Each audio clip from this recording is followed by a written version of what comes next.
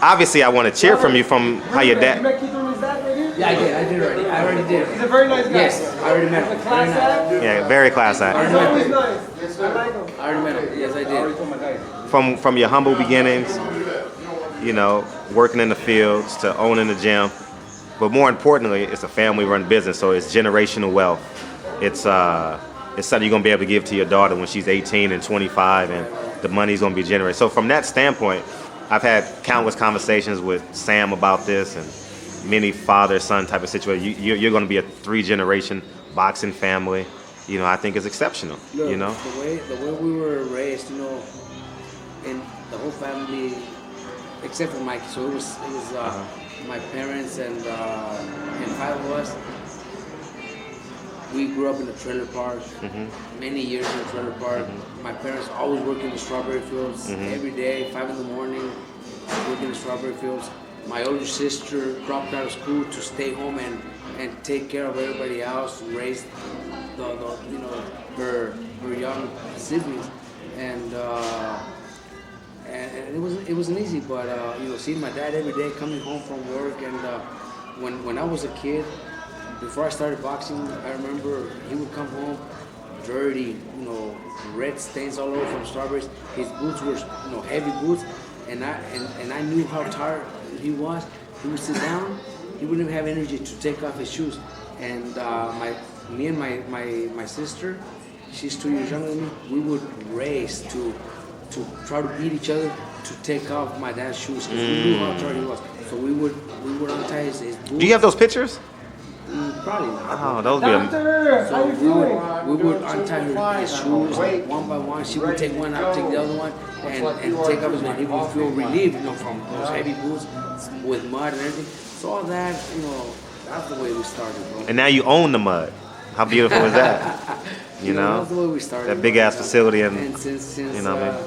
since then, my dad never gave up, bro. My dad never gave up. A few years went by. We started growing, getting older. We needed our own, you know. It was a 1-bedroom trailer park, so just imagine, you know. So little by little, my dad and my mom kept working. They were able to save some money to put for a down payment for a house. So they bought a 4-bedroom house, not in the best area, not the best house in Oxnard, but they bought a 4-bedroom house. So that was right down there. I remember when he got it. Yeah. So then you know that's a Mexican. Well, whichever, it doesn't have. Just say Mexican. It's fine. Be proud. I don't give a fuck about that. Be proud. Family, Yeah. You know, coming from Mexico, being illegal, and my dad tells us a story about immigration catching him all the time, deporting him back to Mexico, and he would come back. Really? Oh, yeah. Multiple times? Many times. And it's a story that one day, there was one time the patrol officer recognized my dad and told him, "It's you again." And my dad told him, "You're gonna throw me back to Mexico, and I'm gonna be back tomorrow. And if you catch me again, then it's gonna, you know, I'm gonna do it, you know, because I have a family and I have to feed my family." I was still not born then, but I have older brothers and sisters.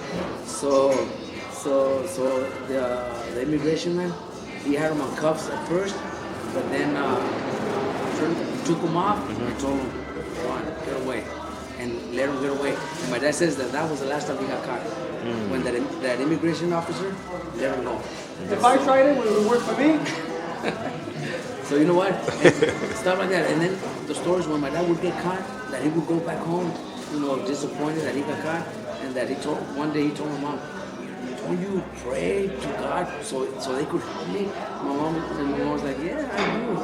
I pray that you could at least make enough to pay back the loan that we get to my." And my dad's like, "Pray for more. What the fuck? I need more. We need more."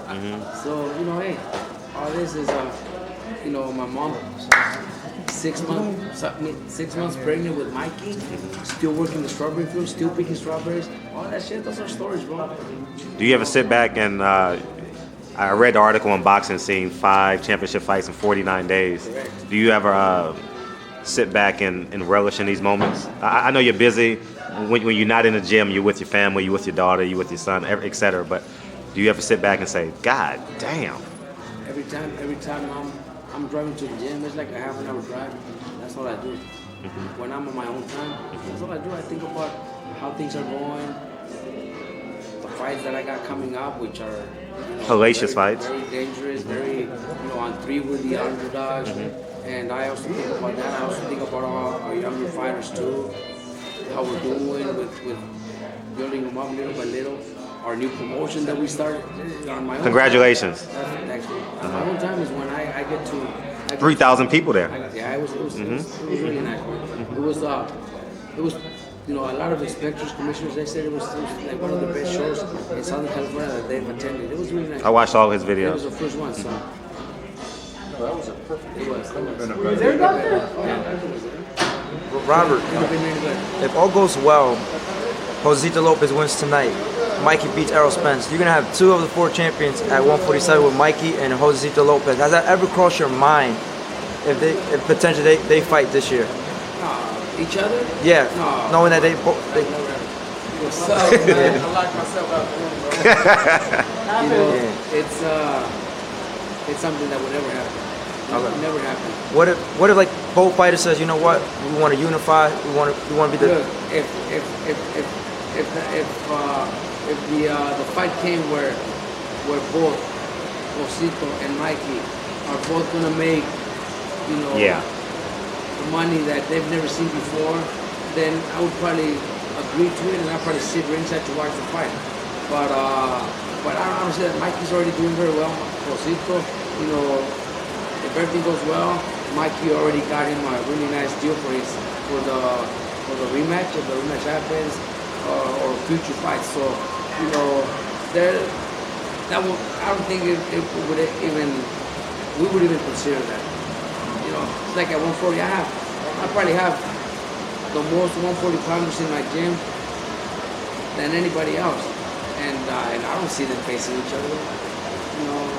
I have a lot of 140 pounders, and I have a world champion at 140, and I don't think one of my fighters is looking forward to challenging his teammate.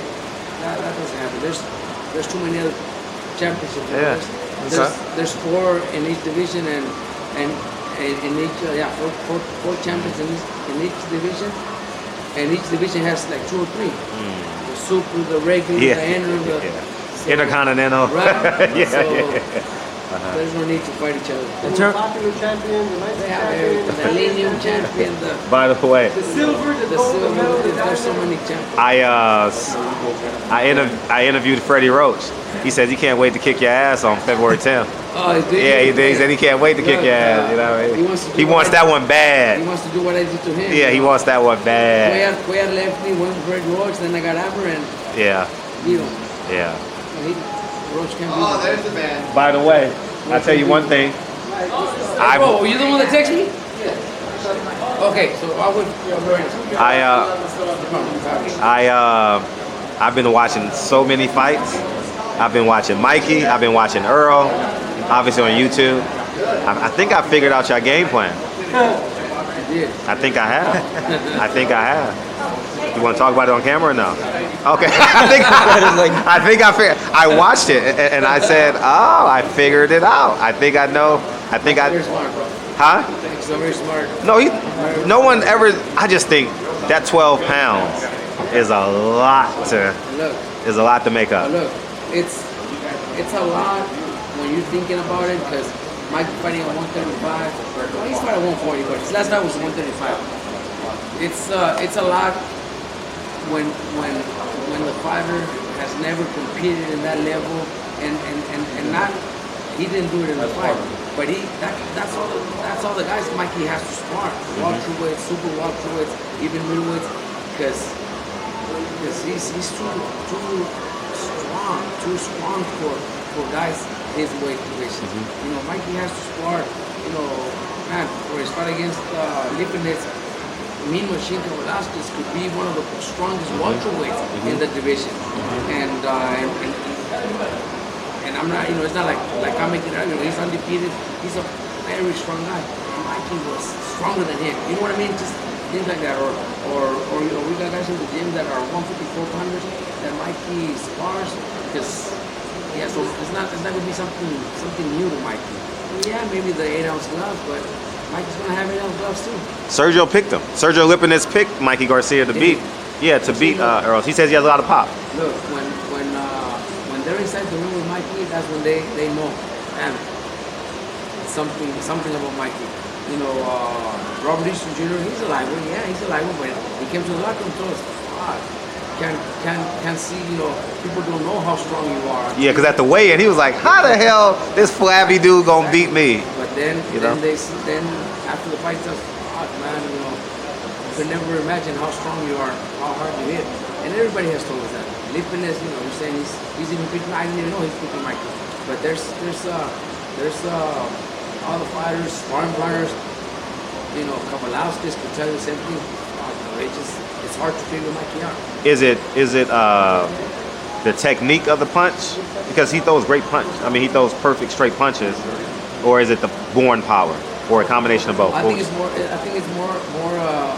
way Mikey throws them. You know, when they land, Mikey doesn't seem like a very strong person physically. Yeah, he doesn't. But he's not imposing. When he throws them, right at the moment that he throws them, he's very accurate. He's very, he picks his punches right at the moment. I just made it this morning. Hey, Mr. Brown. Glad to be here. Hey, B. Yeah, I made it. 3 weeks in a row. What's next week? Robert, what's your thoughts about Ryan Garcia calling out Manny Pacquiao? We were talking about earlier. Oh, really? He did? Look,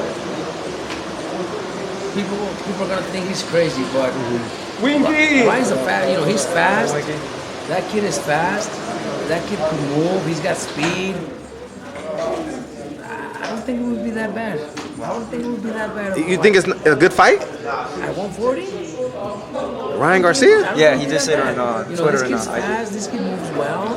You know, I don't think he beats Pacquiao, but it would be kind of interesting to see. He's like a tree with arms, though. No up. You know what I mean? He had to learn what Canelo had to learn. Move his waist, you know what I mean? Maybe you know it's what I too mean? soon for Yeah, him, too soon. A little too But soon. thinking about him, you know, developing maybe 2-3 years from now, I would like to see it.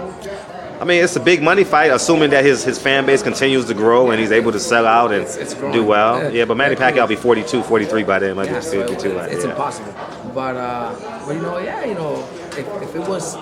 if we were back 2 years where Manny was 38, Sure. maybe at 40, yeah, Sure. it would be a pretty interesting fight. I wouldn't mind seeing that. You wouldn't mind seeing I like that? the kid. The kid is he's made his name. You know, challenging people, knocking people out. He knocks them out. You know, he does his job. You know, if he goes the distance, he's learned from those. I'm sure he's already learned in those couple times that he's done the distance. He's learned, so he could only be getting better. He's young. He's young, very He's young. getting better. Even Tank was calling out Manny Pacquiao. He wanted to fight him too. You know, yeah, Tank also another one that has a great future and everything, but he's another one that needs to focus on his fight against Abner. Oh, he's fighting somebody? Oh, he's fighting Abner. He's fucking trying to clown him. Yeah, I'm not clowning. You know, I'm pushing your buttons. That's what I do. You know, but I think that's gonna be a good fight for 4 rounds. I think it's gonna be a good fight for 4 rounds. 4 rounds. You think so? I don't think he's gonna get stopped. I don't think he'll get stopped in 4 rounds. But I just think Abner. So, Güero.